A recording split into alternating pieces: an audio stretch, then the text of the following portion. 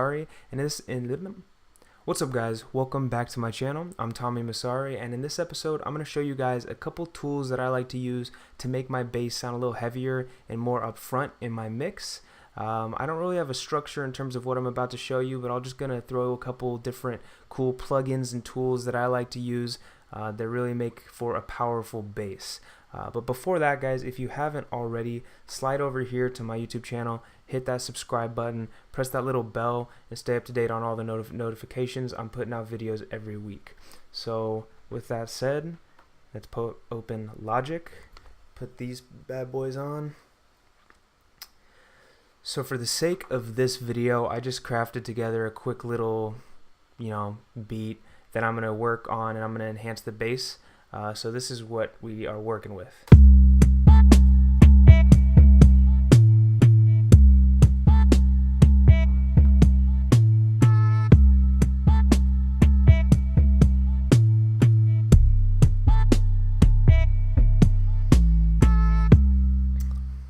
Okay guys, I can't get around it. First thing is first, you have to have some nice bass plugins. Of course you can start by using some Logic plugins, and there are definitely some good ones, but in my opinion I'm kind of pigeonholing yourself if you're not expanding your library in terms of the sounds that you can use for your bass notes. Me personally, when I'm making hip hop type beats and things like that, I am always using 808 Warfare. If you guys haven't seen my previous video on 808 Warfare, I'll put that in the description below, and make sure to go visit that.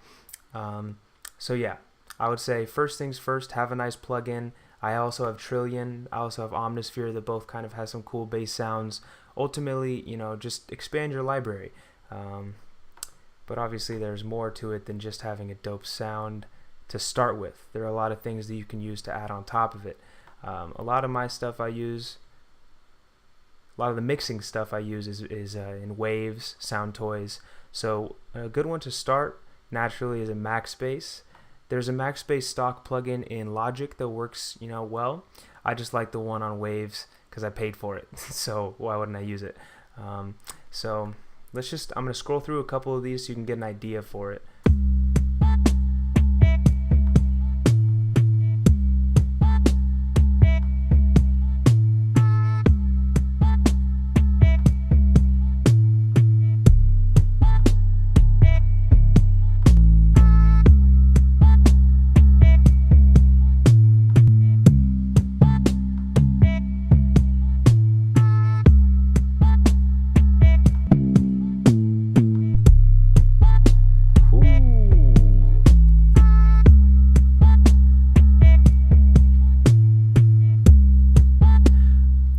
I don't know if you guys can hear the difference in these just through like a phone or a monitor. I recommend putting some headphones on if you guys want to really hear the difference between the effect on and off. So I'm going to toggle back and forth between the Max Bass on and Max Bass off real quick.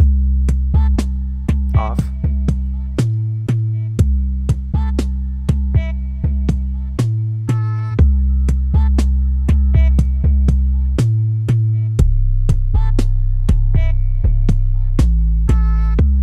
Clearly add some, and it honestly didn't take a lot of work, didn't take a lot of smarts. I just went through and then I found a dope one. Another tool that I like to use, I'm going to mute that for now. This tool is good for more than just bass, a lot more than just bass. I use it on my percussion sounds, I use it on some of my leads. It is Isotope Trash. If you guys aren't familiar with Isotope, it's a great software company, and Trash is one of my favorite things from them, or at least the ones that I have. So it's a combination of a lot of things, a filter, drive, distortion, a whole lot of stuff. There's so many presets, so I'll just go to one of them right now.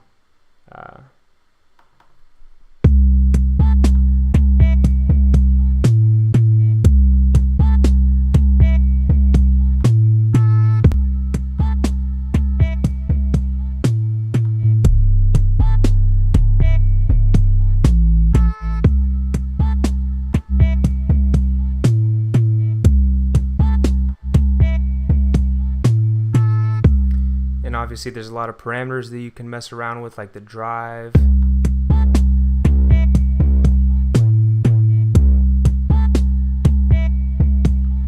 Filter over here.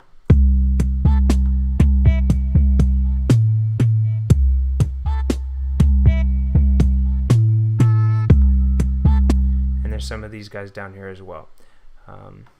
So trash is another one that is, you know, it does not take a lot of effort at all or technical know-how to use it to its, you know, to great potential.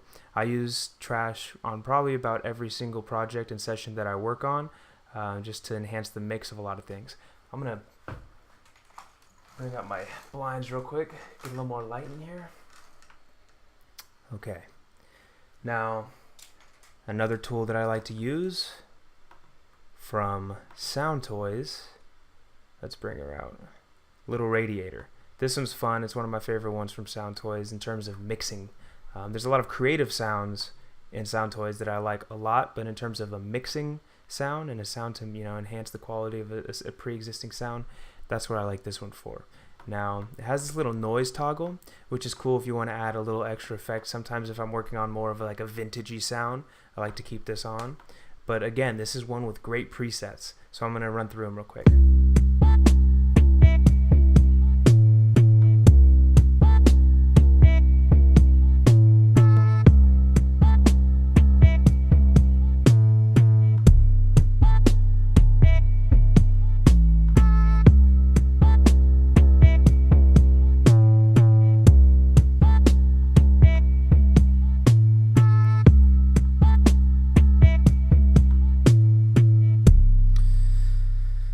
Yeah, it's pretty powerful, especially for only having 2 knobs on it. Yeah, the heat is pretty much like distortion, saturation, and then obviously the mix, and then the noise, and then a bias.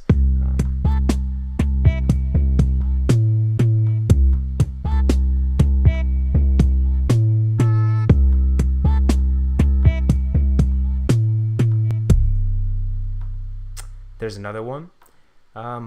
While I'm at it, let's see, another one on waves.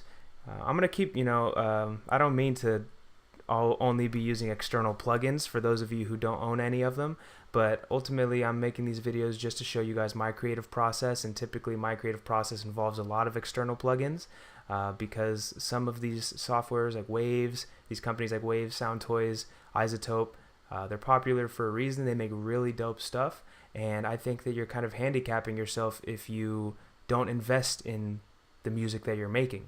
If you're going to stick to stock, sure, you can make some dope stuff. Inevitably, you can make dope stuff on GarageBand, but that doesn't mean that you should, right? If there's a lot of other parameters and things that you can add to your game and to the music that you're making, why not do that? At least if you take it serious, I consider these external plugins, you know, imperative and a crucial investment in terms of upping up your sound.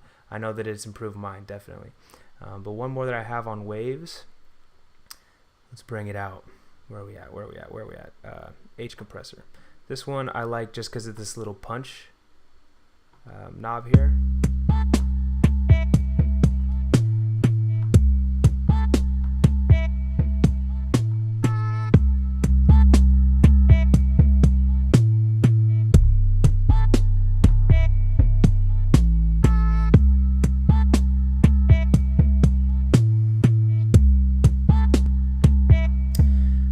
And I have one last thing for you guys that is not an external plugin. It is just kind of a strategy, and that's sidechain compression. For a lot of you guys may already be using sidechain compression. Some of you may have heard about it and haven't implemented it. Some of you have no idea what it is. So for that reason, I'm just going to go step by step on how to use it. Typically, it's used with the bass being sidechained to the kick. The reason being is they share very similar frequencies in the EQ. So because of that, you want to make the bass duck out when the kick hits. Obviously, it can be used for a lot of other things. Sometimes I like to use it on vocals and percussion. Whenever there's competing sounds in a frequency, you're going to want to find a way to limit that clashing. Because if they're both playing at the same frequency at the same time, it's going to blow out your mix, and you want to do your best to avoid that. In some cases, imaging does well, panning one to the left, panning one to the right. There are a lot of different ways. Sidechain is one of the most popular, at least in terms of keeping the bass out of the kick and keeping the kick out of the bass. So let's start with, I think this is the kick. Yeah. So I started already. Another thing to do with EQ is duck out some of that low end. If you'll see right here, you could see some of this low end playing, and you know, that's right where the bass is going to be. So what I like to do, typically a kick, it's kind of, you know, power point is going to be right on 100. So what I'm going to do is I'm going to take off, not extremely, but I'm going to take off some of the stuff below here. And when it's playing by itself, you might hear that I'm deducting something and it sounds a little less, you know, hitting, and it's not knocking as hard, but that's just because I'm leaving space for the bass. A lot of times when you're mixing things, they might not sound as well when it's playing solo, but that's because you're mixing it in a way to where it can work together with another sound, and that's ultimately what the goal is, to make all the sounds work well together. So I'm going to start by doing this. Similarly, I'm going to go over here to my bass. Oops, wrong one. Here we go. Add a little EQ. Sometimes it's good to even just put this little low end cutoff, just because there are certain frequencies so low that the human ear can't even hear it, but sometimes they're just enough to mess up some of the mix. So I like to do that on my bass, and then also tighten this a little bit, and I like to deduct some from this mid-low to give a little space for the kick, because the bass is, you know, not going to be hitting there as hard. And again, it might sound like I'm deducting it in a way that's making the kick or the bass sound a little weaker, but that's because I'm giving space for the kick to where they can both be hitting harder together. And now, in order to add the sidechain, first I need to put this kick on a bus. So I'm going to do that right now. So I always pick bus 10. I don't know why, I just do. And then what you're going to do, you turn it on, then you bring it up to 0 dB to the signal, so the signal is the same as the original signal. Then we're going to press X to get to your mixing board down here. And you'll see once I added that bus and I put it up, it's pretty much duplicated the signal that the kick was going in as. So watch. So it's right there, and it's right there. So this one right here is the new one that I added. What I'm going to do is I'm going to delete that, blah blah blah, delete anyways. Now the bass is, or the bus is still there, however it's not layering and duplicating the signal. So what I can do now with that, now that I have that bus, I'm going to come over here to my my bass. I'll go to, just for the sake of this, I'll use the stock compressor sidechain right up here. And once you do it, it'll automatically populate with the option bus 10. And now let's do it. All right.